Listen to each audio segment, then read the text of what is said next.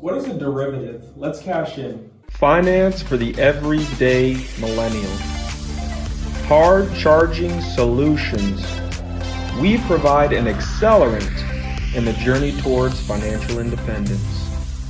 Welcome back to RINO Invest, the financial library for young professionals. If you've been investing, you've probably heard people talk about derivatives, but you might not know what they are. Today, I'll take you through what derivatives are, how they're bought and sold, and what some of the pros and cons are. Before we do that, if you want to get a handle on your personal finances, open an account with RINO Invest today. By opening a Club RINO Plus account, you will have access to a wealth of resources for financial success. From a network tracker to checklists, handouts, our reading list, courses, an educational portal, and a forum to speak with other RINOs. Go down to the description of this video and click on the Open an Account link. Also, please subscribe to the channel if you haven't done so already. It really helps us continue to deliver awesome content like this. All right, derivatives refer to certain types of financial contracts set between two or more parties that derive their value from an underlying asset, group of assets, or benchmark. Specifically, prices for derivatives come from fluctuations in the value of the underlying assets. Core to a derivative is that it is something that is based on something else. To make this a little more concrete, you can think of orange juice as being a derivative of an orange. Derivatives are a complex type of financial security and are typically considered a form of advanced investing. Common underlying assets for derivatives include stocks, bonds, commodities, currencies, interest rates, and market indexes. Derivatives can be traded either on an exchange or over the counter and are purchased through brokerages.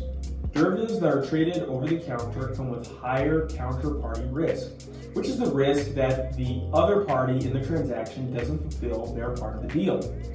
Derivatives can be used to either mitigate risk, called hedging, or to assume risk, hoping to attain a reward, called speculating. Derivatives help move risk from the risk averse to the risk seekers. Let's look again at the orange example. Maybe some recent orange spoilage issues have you concerned and you think that trading in oranges is too risky. So you decide to trade in orange juice to reduce your risks. Often derivatives are also leveraged instruments, meaning that they only require a small amount of capital to give you an interest in a large amount of value in the underlying asset. Leverage increases potential risks and potential rewards. There are many different types of derivatives that can be used for risk management, speculation, and leveraging a position. Some common derivatives include futures contracts, forwards, options, and swaps. Now that we've gone through what a derivative is, what are the pros and cons of derivatives? Advantages of derivatives include the ability to lock in prices to mitigate risks, and that they can be leveraged. And these advantages are often coming for limited costs. Some of the downsides of derivatives are that they are difficult to value and complex to understand.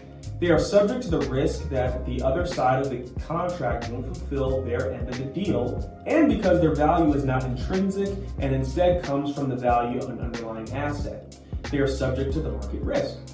Finally, derivatives are often leveraged, and while leverage can increase rewards, it also increases risk.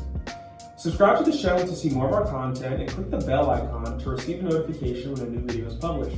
Thanks for watching, and until next time, this is Cassian reminding you to seek real education, invest in performing assets, get rid of bad debt, and engage in oversight of those assets.